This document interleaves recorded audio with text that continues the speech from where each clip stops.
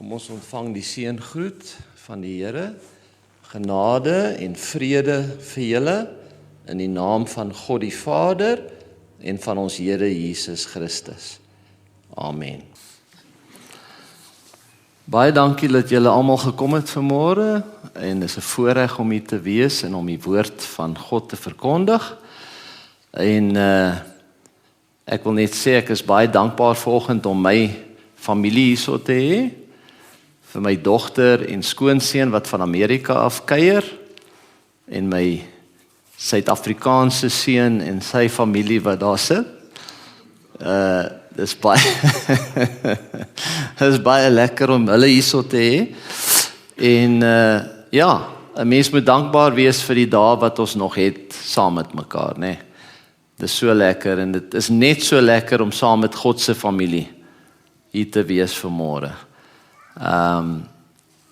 Baie mense kom vir baie redes by mekaar, né?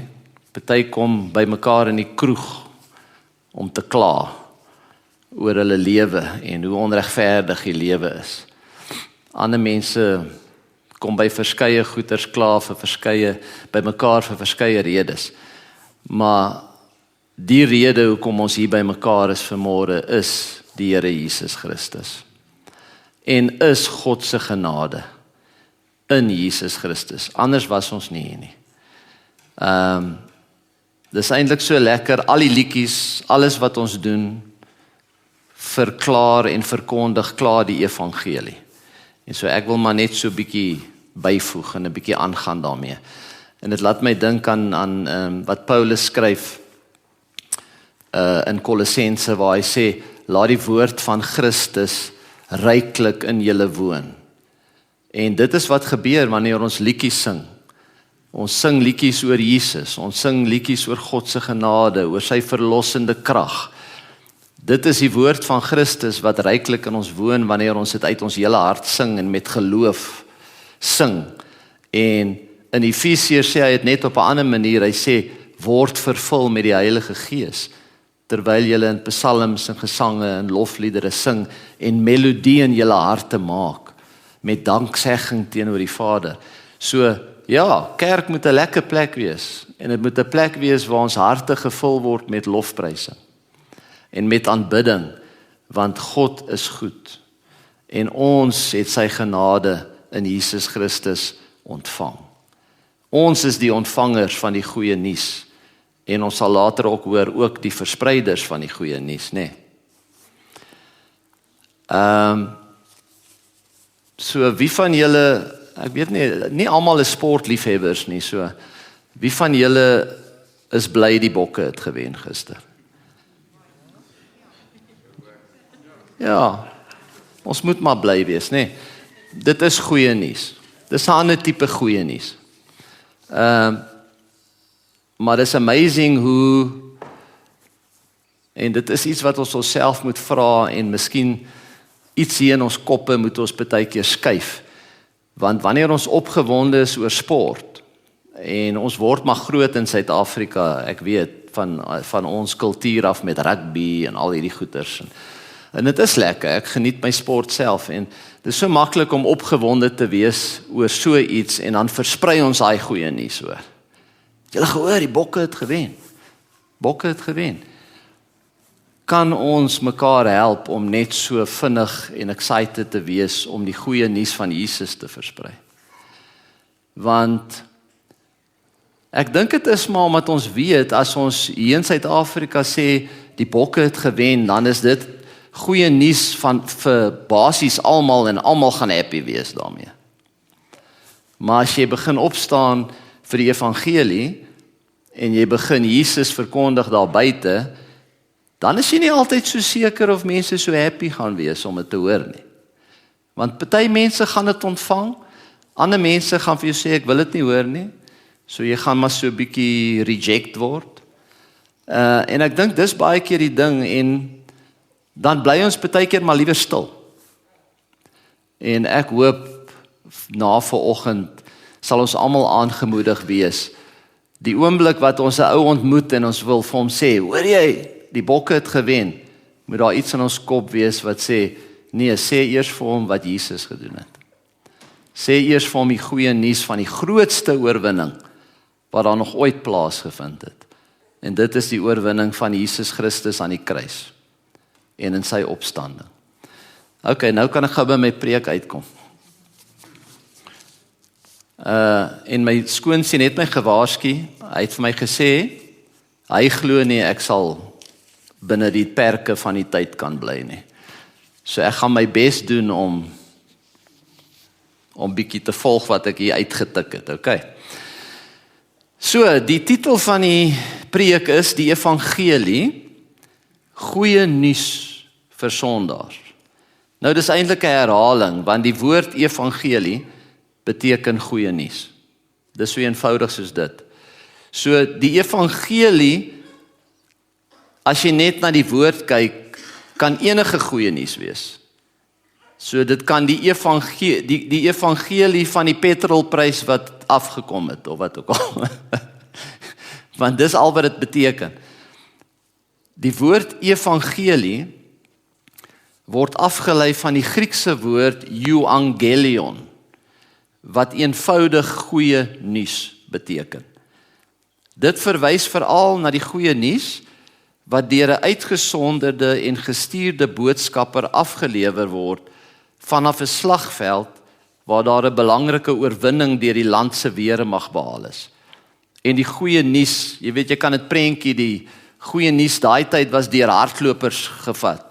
Hulle het nie motorfietsse en karre en goed gehad nie. Miskien het hy 'n perdekar gery of dit was 'n ou wat fiks was, wat vinnig kon hardloop. En dan het hy so na die dorpies en die stede toe gegaan. En soos wat hy deur die dorp begaan, het hy die nuus verkondig. Ons het oorwin. Ons weermag het oorwin. Ons is okay. Ons is vry. Ons gaan nie onder slawerny wees nie. Nou, in hierdie geval is ons sinne is nie net goeie nuus nie, maar dis die goeie nuus van Jesus Christus, die Here. So was die eerste disippels van Jesus dan opdrag gegee as apostels. Nou die woord apostels beteken basies gestuurdes, mense wat gestuur word op 'n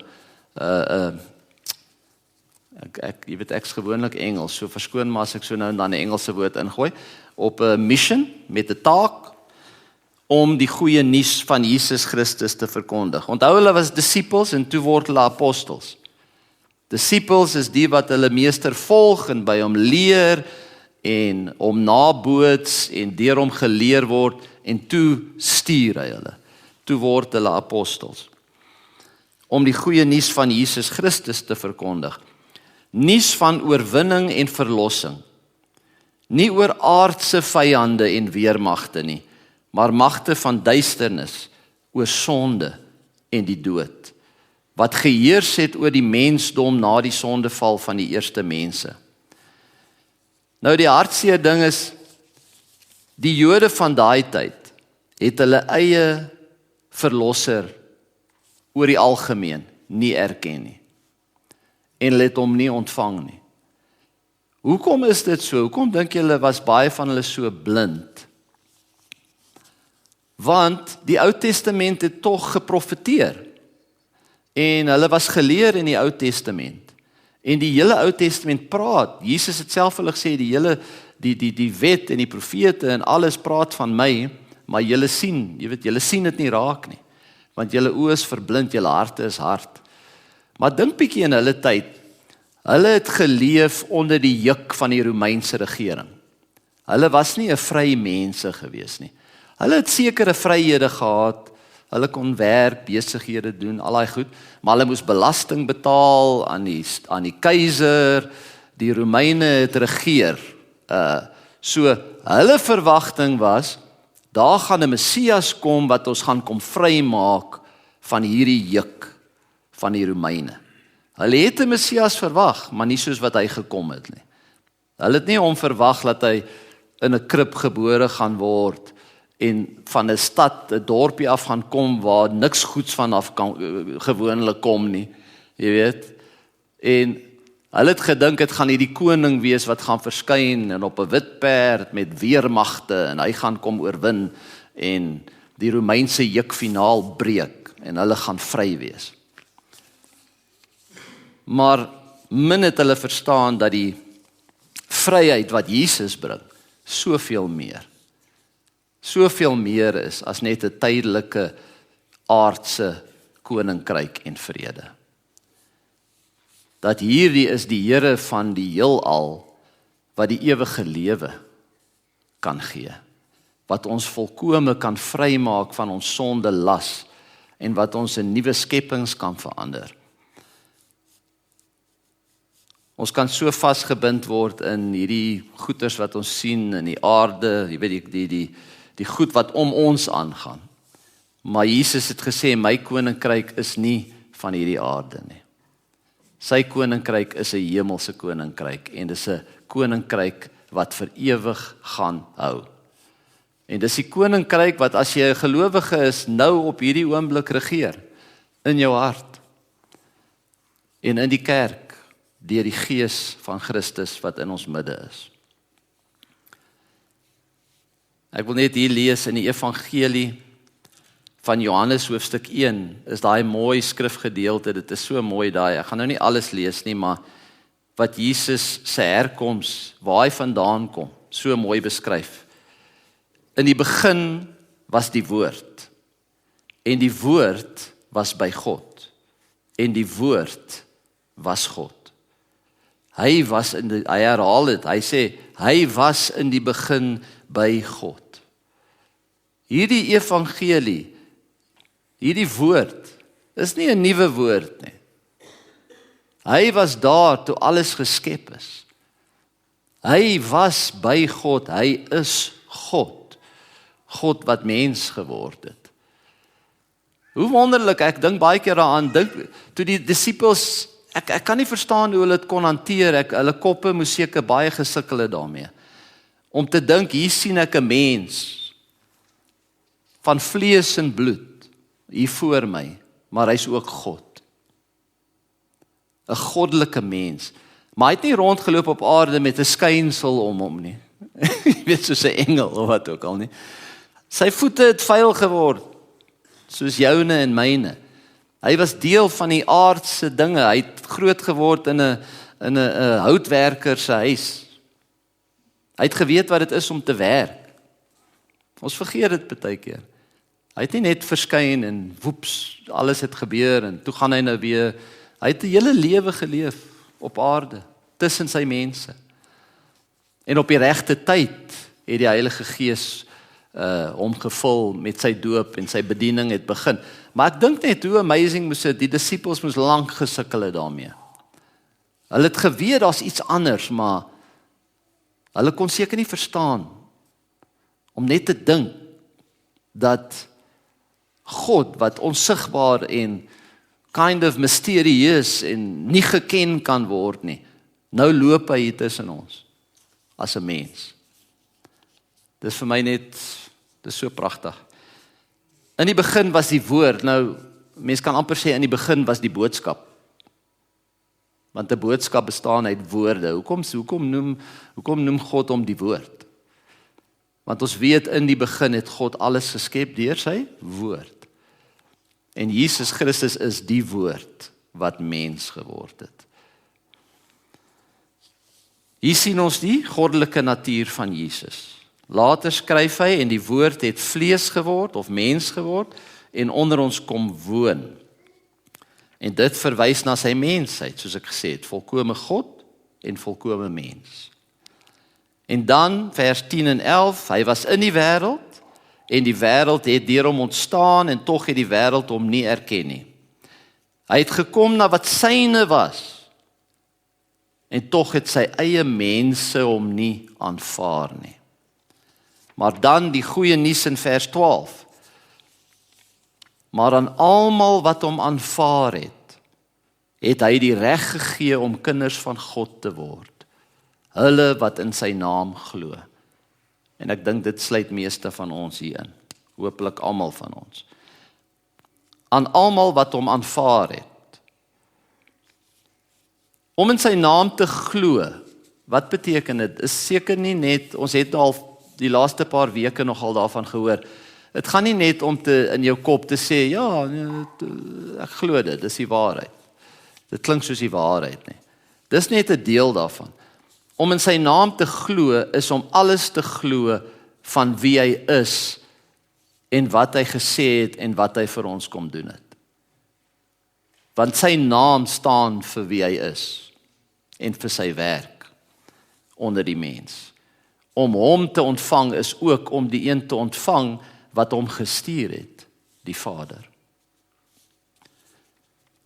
So, ons kom nou by my eerste teksvers.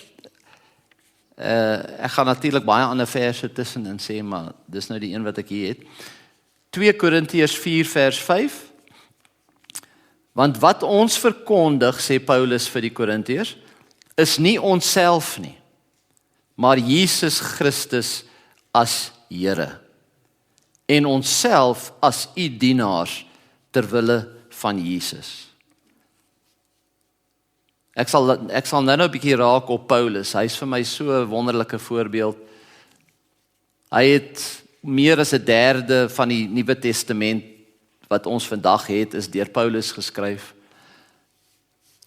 Man, ja, 'n mens moet 'n studie van sy lewe doen, hoe sy lewe omgekeer is. En so in mindere of meerdere mate is die getuienis van elke Christen. Elke Christen se lewe word deur Jesus omgekeer. Jy kan nie 'n ontmoeting met Jesus hê in die krag van die Heilige Gees en bly soos wat jy was nie. Dis onmoontlik. Jou hele lewe verander. Nou, daar's baie mense wat hulle self verkondig. Deesdae in baie kerke, ek sê kerke, hou hulle voor asof dit 'n Christelike kerk is. Maar dit klink meer soos 'n selfhelp motiveringskursus waarheen jy gaan. Jy betaal eintlik net 'n ou om jou te motiveer elke Sondag om to live your best life now en sulke goeters. En dit is glad nie die evangelie, en ons het laas week gehoor met Stefan ook, daar's baie kostes betrokke om 'n disipel van Jesus te word. Jy verloor jou lewe en jy kry sy lewe. Dis nie, jy vat jou ou lewe en nou polish hom so 'n bietjie en laat hy nou 'n bietjie mooier lyk aan die buitekant nie. Dis nie wat Christendom is nie. Wêreldse mense kan dit ook doen. Jy kan baie kursusse bywoon as dit alles wat jy wil hê, gee my net 'n paar tips. Hoe kan ek meer suksesvol wees? Gee my net 'n bietjie raad. Wat kan ek doen? Nou, Christendom gaan nie oor wat kan ek doen nie. Dit gaan oor wat het God gedoen in Jesus Christus vir my. Christendom is nie iets wat jy verdien nie, dis iets wat jy ontvang. En wanneer jy die genade van die Here ontvang het, kan jy doen volgens wat God wil hê. Okay, daai stukkie gooi ek sommer gratis daar vir julle. Ek wil graag hier noem, en moet my nou nie verkeerd verstaan nie, dat die evangelie nie net die evangelie van die kruis is nie. Want baie keer dink ons dis alwaaroor dit gaan, en dit is natuurlik sentraal aan ons geloof en baie belangrik, want sonder Jesus se dood as soenoffer sou ons nie vergifnis van sondes kon hê nie. En ons sou nie met God versoen kan word nie. Maar die evangelie, verklaar Paulus, is aangaande Jesus Christus die Here. Met ander woorde, die evangelie is Jesus Christus. Wie hy was en is, en wat hy gedoen het. So dis van die begin tot die einde. En daar is natuurlik geen einde nie, want hy is die Alfa en die Omega. Hy was van die begin af daar. Dis ook 'n wonderlike ding as ek dink nou net daaraan, dat die Bybel sê dat God het 'n lam voorberei van die fondasie van die wêreld af. So voordat ons nog gesondig het, voordat die eerste mense weggeval het en gesondig het God reeds hierdie verlossingsplan gehad. En het hy reeds 'n lam voorberei. So verlossing het niks met jou uit te waai nie. Of met my nie. Daar is niks in jou wat jy vir die Here kan bring, wat jy vir hom mee kan impress nie. Jy weet wat jy kan sê, kyk hoe oulik is ek. Ek is nie soos die ander mense nie. Ek is hom nou nie so sondaar soos Chris nie. Stoute Chris. Of is dit soet Chris? Ek spring nou 'n bietjie vooruit. Maar God se standaard is nie ons standaard nie. Jy weet, dit is so maklik vir ons om goed te voel oor onsself of vreeslik sleg te voel oor onsself wanneer ons onsself vergelyk met iemand anders. Daai ou is nou so goeie Christen. Daai is maar so medium Christen. Ja, daar bestaan nie so iets nie. Jy's of 'n kind van God of jy is nie. En as jy een is, het dit niks met jou werke te doen nie. Dis God se werk. En ek wil jou aanmoedig, as jy hier sit en jy weet in jou hart, God het nog nie so werk in my lewe gedoen nie. Ek sien nie daai verskil in my lewe nie. Dan moet jy na die Here nader en vir hom vra, Here, gee vir my daai verlossing, daai genade, daai nuwe hart, daai nuwe gees. Want dit is wedergeboorte, dit is 'n wonderwerk. 'n Christen, jy wat hier sit wat 'n Christen is, jy's 'n wonderwerk. Hoekom sê ek dis 'n wonderwerk? Want dit is iets wat net God kan doen. 'n Mens kan nie 'n Christen word nie. God maak jou 'n Christen. God wederbaar jou deur die saad van sy woord wat in jou hart geplant word. En deur geloof wat hy binne in jou werk deur sy gees. Alles kom van hom af. So, Paulus sê Jesus Christus die Here. Of hy sê op 'n ander plek, ons verkondig Jesus die gekruisigde. So die evangelie is Jesus Christus. Ons glo nie in die kruis van Jesus nie, maar in Jesus Christus wat gekruisig is. En opgestaan het uit die dood. Dit het nie geëindig daar nie. Die evangelie is nie net tot by die kruis en toe stop het nie. Die evangelie is sy koms, sy lering, wie hy was, wat hy gedoen het, wat God van hom gesê het, die feit dat hy gesterf het aan 'n kruis vir ons, en dat hy op die 3de dag opgestaan het uit die dood. Want as hy nie opgestaan het nie, was daar nie ewige lewe vir ons vandag nie. En toe vaar hy op in die hemel, nadat hy homself aan baie getuies gewys het. En ons weet wat daarna gebeur het. Op die regte tyd het hy sy gees uitgestort oor alle vlees. En daar in Handelinge sê Petrus hulle, almal wat nou die naam van die Here aanroep, sal gered word. Paulus sê ook in sy brief aan die Romeine, ek skaam my nie vir die evangelie nie, want dit is die krag van God tot verlossing. Vir elkeen wat glo, eerste vir die Jood, maar ook vir die Griek. Want daarin word geopenbaar dat die geregtigheid van God geheel en al op geloof berus. Soos ook geskrywe staan, die regverdige sal leef op grond van geloof. Hou dit maar in gedagte, dis nie jou geregtigheid nie, dis nie jou regverdigheid nie. Niks wat jy kan bring, kan die standaard wat God stel, tevrede stel nie. Net een kon dit doen, en hulle noem hom ook die geregtige een, die regverdige een, Jesus Christus. Ek wil net vinnig deur dit gaan, miskien het julle nog nie dit gehoor nie, van julle het natuurlik al. Dis belangrik om te verstaan die krag van name in die Bybel, né? Elke naam het 'n betekenis. Jesus is nie sommer net Jesus genoem verniet nie. Nou Jesus Christus is nie sy van nie. So, jy weet, ek staan nou hier William Merrin. William is my naam, Merrin is my van. Weet nie eens wat dit beteken nie. Weet wat William beteken, maar Merrin, nie so seker nie. Seker maar 'n opgemaakte van. Maar Jesus Christus is nie 'n van nie, dis 'n titel. So Christus kom van die Griekse woord Christos, wat 'n vertaling is van die Hebreëse Messias. Die woord beteken gesalfde en verwys na die spesifieke rol en taak wat 'n persoon vervul.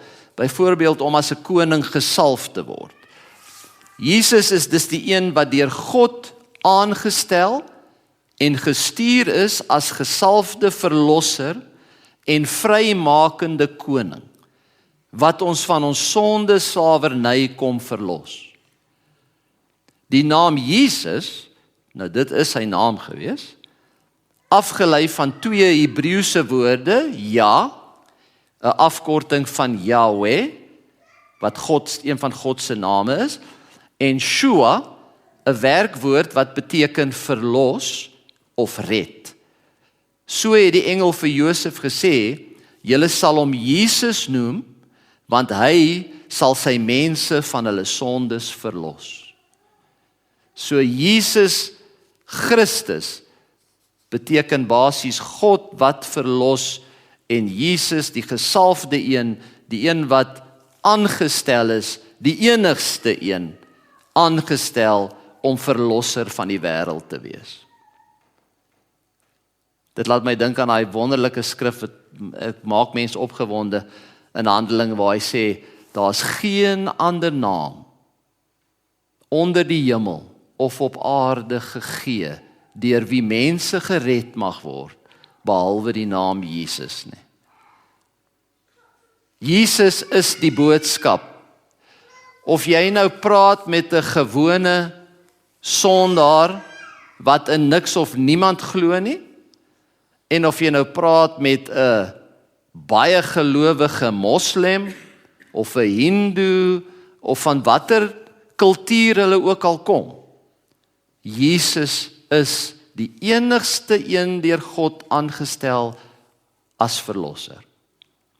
En hy het self gesê, ek is die weg, ek is die waarheid, ek is die lewe.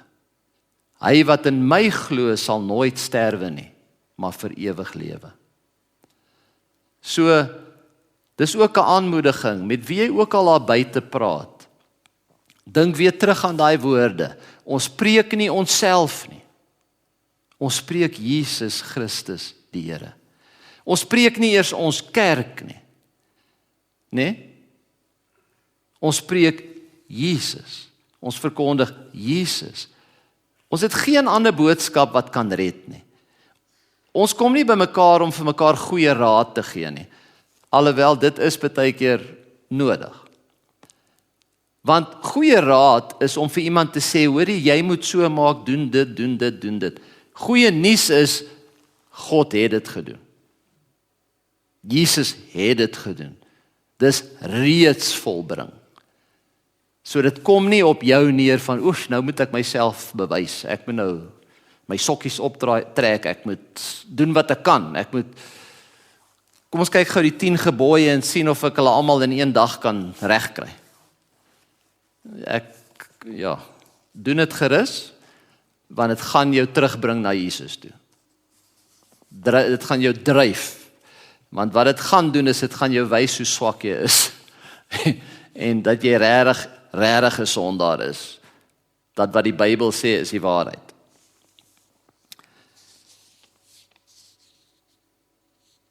So vir wie is hierdie goeie nuus van Jesus dan? Dit is uitdruklik vir sondaars.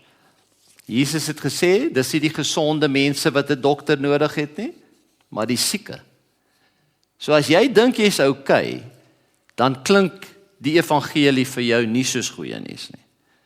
Maar as jy weet en jou oë is oopgemaak vir jou eie swakhede en vir jou eie sondes en jy raak desperaat, dan beteken die goeie nuus vir jou baie.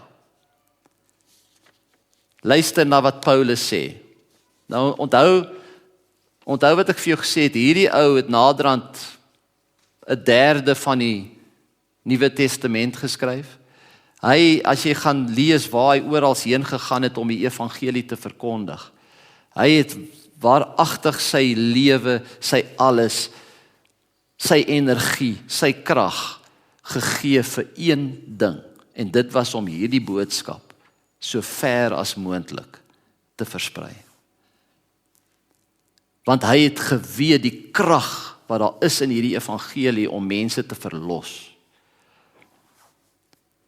Dan kyk ons baie keer na onsself en dan dink ons doen maar nie veel nie.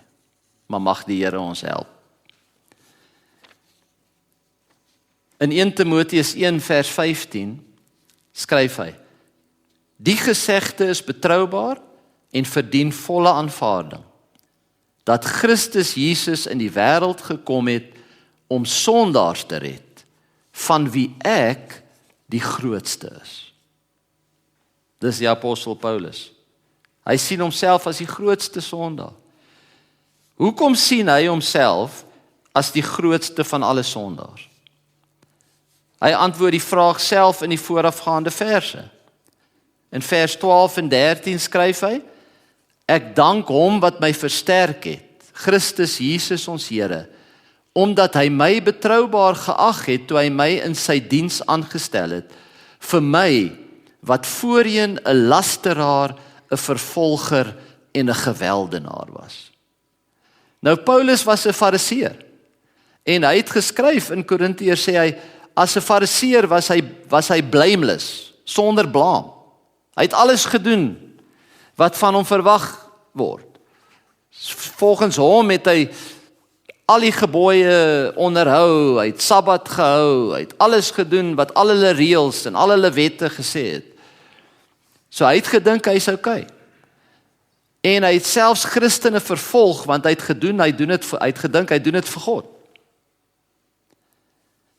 Hy het die eerste gelowiges in Jesus vervolg, tot die dood toe. Dis hy wat bygestaan het, en die eerste martelaar Stefanus se kleed vasgehou het, toe hulle hom gestenig het. En dis hoekom hy sê, hy is die grootste sondaar.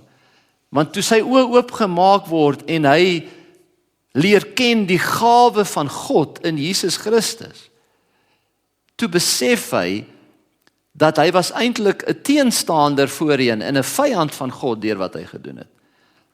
En toe hy ontdek die onskatbare waarde van die geregtigheid wat daar is in Jesus, in vergelyking met die geregtigheid wat hy probeer werk het in sy eie krag, toe jy kan die twee nie vergelyk nie. Dit het sy hele lewe omgekeer.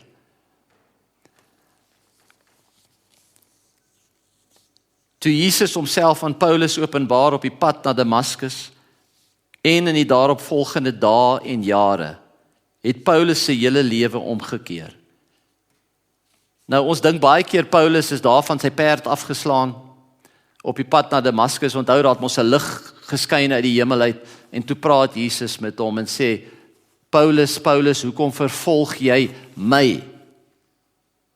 Dis so Jesus homself vereenselwig met gelowiges, want hy was nie besig om Jesus te vervolg nie, hy was besig om mense, hy het gedink, jy weet, dit is soos 'n sekte, dis soos 'n,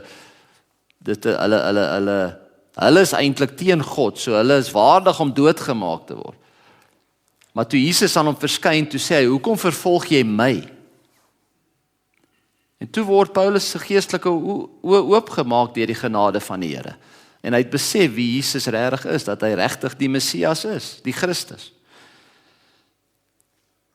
Maar ons vergeet, jy weet, Paulus het daar die Here ontmoet en 'n paar profete na hom toe gestuur om vir hom te sê wat sy roeping is, wat die Here met hom gaan doen. En toe het hy vir 'n hele klomp jaar verdwyn. As jy mooi gaan lees in die Bybel, hy het nie eers na die eerste apostels toe gegaan en gaan uitvind by hulle, wat moet hy nou doen nie. Hy is deur Jesus self geleer in die woestyn. Hy is vir, ek dink is 14 jaar of so ietsie, is hy weg. En hy was besig, toe disciple Jesus hom apart. En dis hoekom hy getel word onder die apostels. Daar is nie vandag apostels soos die 12 apostels nie. Net hulle het die oorspronklike bevel van Jesus self af ontvang. So as enige iemand, pas op, ons kyk almal YouTube, ons kyk almal al hierdie goeters baie keer, hierdie predikers wat dink hulle so great. Ons preek nie onsself nie.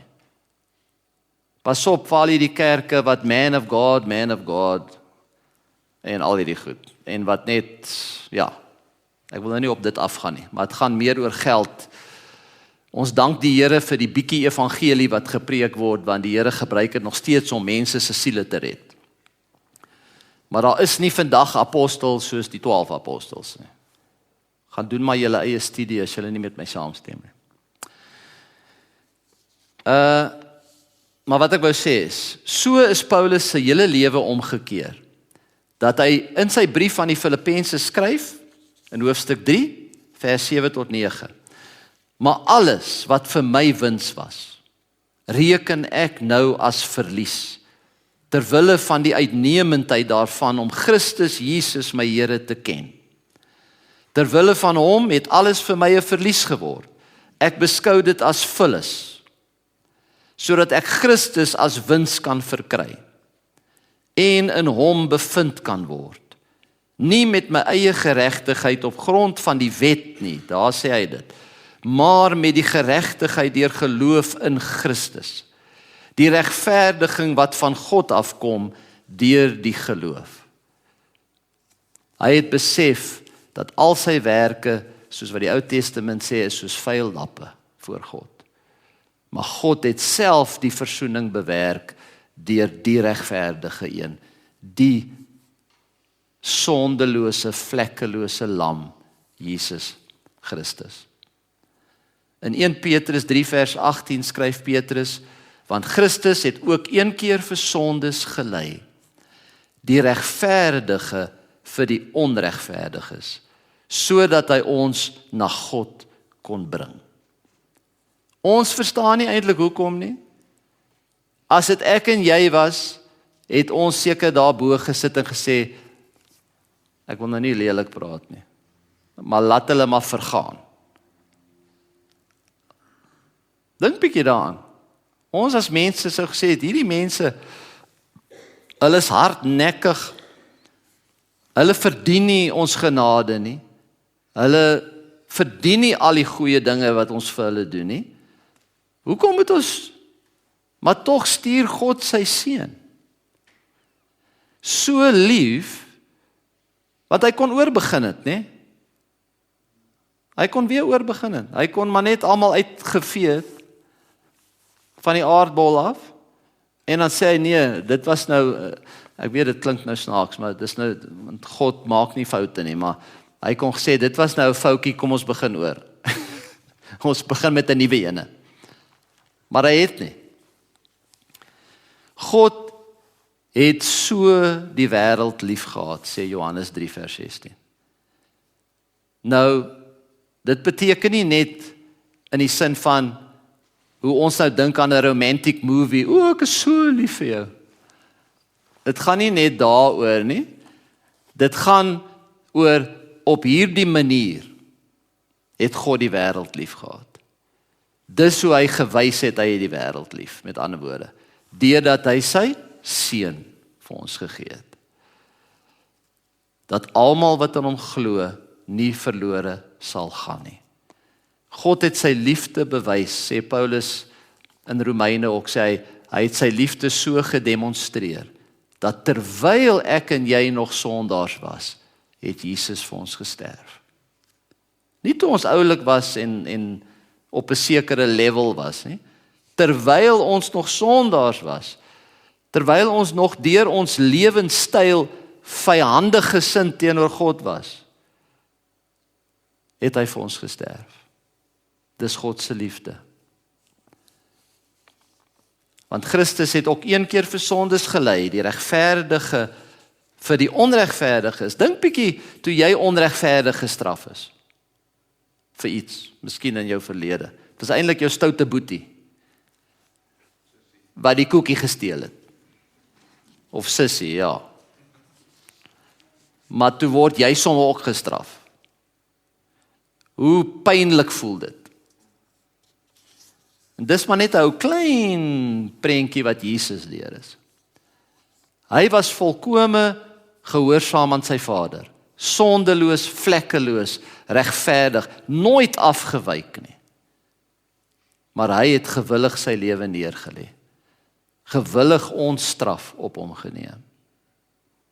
Sodat ons kan vryloop, sodat ons uit die tronksel uit kan loop en 'n vry persoon kan wees. Ek wil net vinnig gou-gou op sonde raak, want ons praat so van goeie nuus vir sondaars. Maar wat het ons nou gedoen wat so erg is? Hoekom moes Jesus nou vir ons kom sterf? En ek gaan nou nie in alles ingaan nie, ek weet ons het nie tyd vir dit nie, maar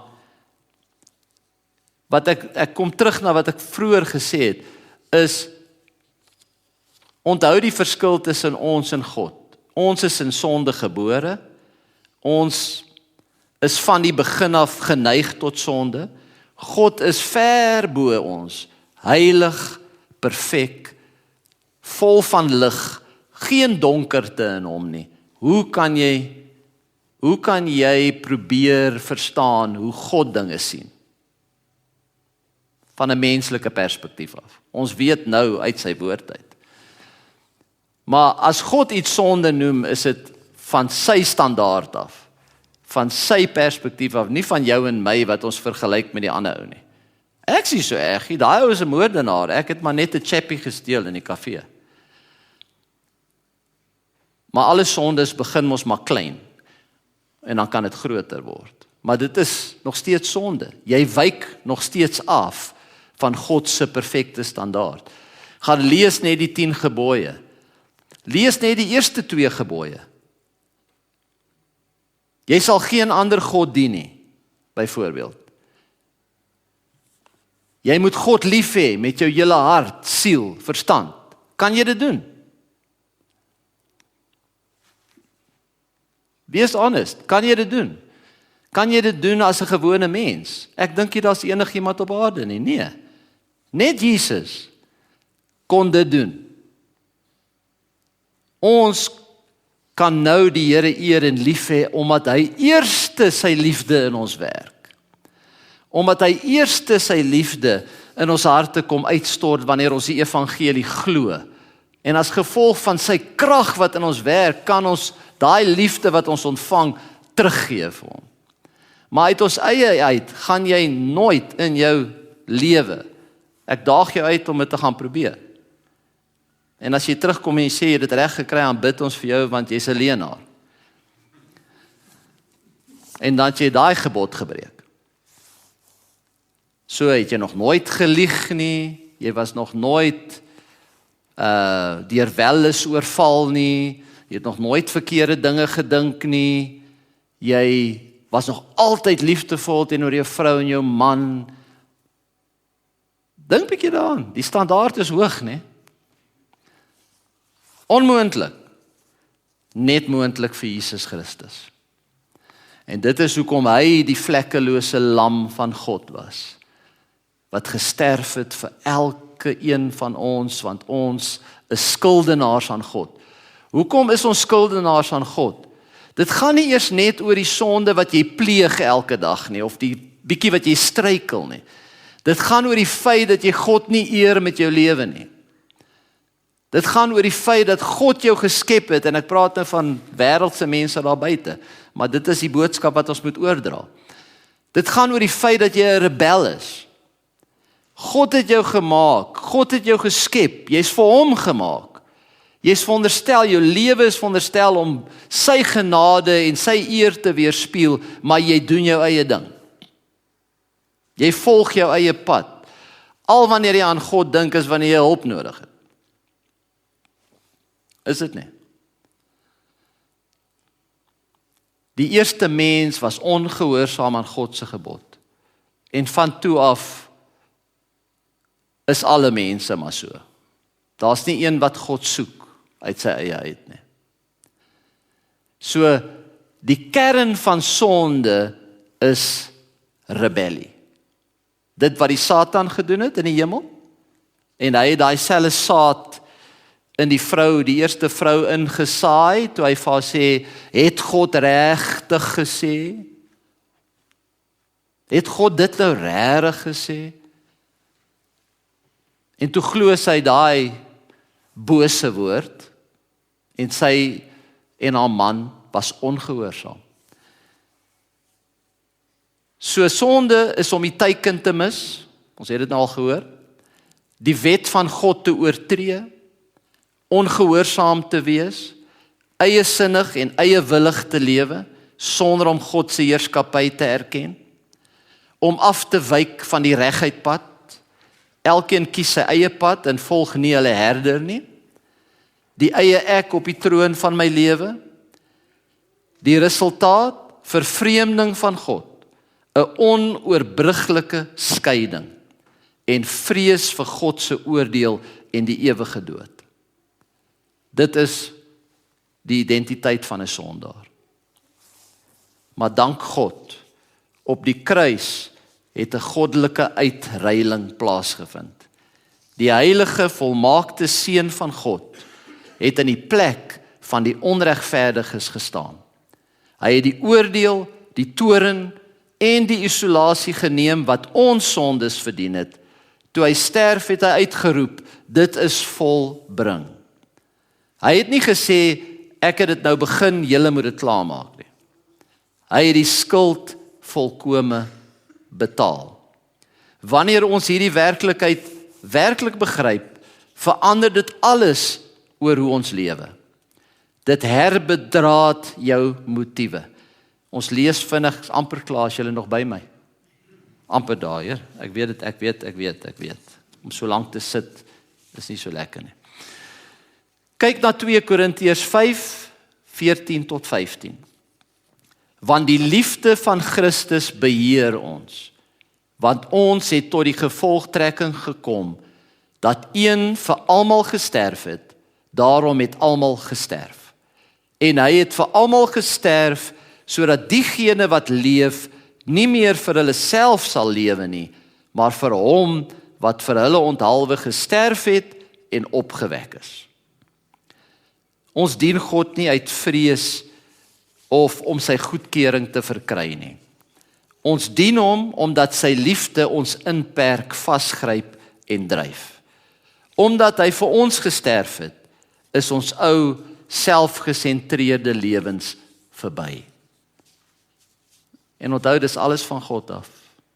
Wat 'n persent, wat 'n gawe. Dit bring ons by 'n radikale nuwe identiteit. Ons lees voort in 2 Korintiërs 5, vers 17 tot 21. Daarom as iemand in Christus is hy 'n nuwe skepsel. Die oue is oorlede. Kyk, die nuwe het gekom. Dit alles kom van God, wat deur Christus ons met homself versoen het en vir ons die bediening van versoening gegee het. So Paulus praat nou daar as 'n apostel wat gestuur is, maar ook hulle is nou nie meer hier nie. So nou wie het nou daai bediening? Ons as die gemeenskaplike kerk het nou die bediening van versoening. Want die enigste manier wat mense versoen kan word met God, is om die boodskap van versoening te hoor, en dit beteken mense soos ek en jy moet daai boodskap vir hulle vat. Ek weet nie hoekom God dit so gedink het nie, daar is seker baie makliker maniere, jy weet, hy kon net so gemaak het en dan verander mense hart. Maar God het besluit om deur gebroke mense daai boodskap vir mekaar te bring. Paulus sê deur die dwaasheid van die prediking van die kruis het God gekies om mense te red. Dit lyk dwaas. Vir slim mense daar buite dink, dit is mos nou, hoe kan dit nou werk? Jy preek nou van hierdie ou wat gesterf het aan 'n kruis, maar dit is God se krag tot redding vir die wat glo. En dit hang nie van jou en my af wie glo nie. Is dit nie? Ons lees hierso, dis God se werk. Ek kan jou nie maak glo nie, maar ek kan vir jou vertel, Ek kan vir jou die waarheid vertel. Ek kan vir jou die boodskap bring, of jy glo of nie. Dis nie my probleem nie. So dit alles kom van God, wat deur Christus ons met homself versoen, en vir ons die bediening van versoening gegee het. Dit wil sê, dis so mooi hierdie, in Christus het God die wêreld met homself versoen, sonder om hulle oortredings teen hulle te tel, en aan ons die boodskap van versoening toevertrou. Daarom is ons ambassadeurs vir Christus. God maak sy beroep deur ons. Ons smeek jou namens Christus, wees versoen met God. Terwille van ons het hy hom sonde gemaak, wat geen sonde geken het nie, sodat ons in hom die geregtigheid van God kan word. Ek wil net vinnig daar op hy laaste versie iets noem. Dit beteken nie Jesus het 'n sondaar geword nie. Hy was altyd God, hy was altyd vlekkeloos. Hy het nie 'n sondaar geword nie, hy het 'n soenoffer geword vir ons sondes. Kyk net na die mooiheid van daai woorde, om nie hulle oortredings teen hulle te tel nie. God het Jesus, wat geen sonde geken het nie, vir ons sonde gemaak, sodat ons die regverdigheid van God self kan word. Wanneer die Vader vandag na jou kyk, as 'n gelowige, sien hy nie jou sonde nie, hy sien die volmaakte geregtigheid van sy seun. En nou is ons enigste taak om ambassadeurs te wees. 'n Ambassadeur maak nie die wette van die land op nie, hulle verteenwoordig bloot die koning. Ons is hier om die koning se boodskap van versoening te herhaal. So hoe reageer jy op hierdie goeie nuus? Jy verdien dit nie, jy ontvang dit deur geloof. Romeine 10 vers 9 en 10 sê, want as jy met jou mond bely dat Jesus die Here is, en in jou hart glo dat God hom uit die dood opgewek het, sal jy gered word. Want met die hart glo 'n mens en word geregverdig, en met die mond bely 'n mens en word gered. Jou kosbaarste besitting, kind van God, is jou geloof. En dit is wat hierdie wêreld en die Satan en al sy medewerkers sal aanval.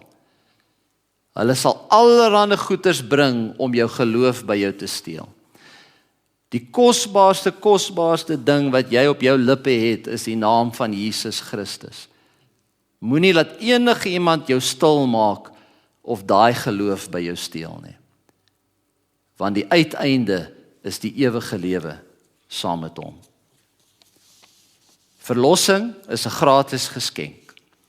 Dit word gevind deur jou eie prestasie prys te gee, te bely dat Jesus die Verlosser en Here is, en te vertrou dat sy opstanding, sy oorwinning oor die dood joune is. Hou op in jou eie krag te streef en rus in die voltooide werk van Jesus Christus. Amen. Kom ons bid saam.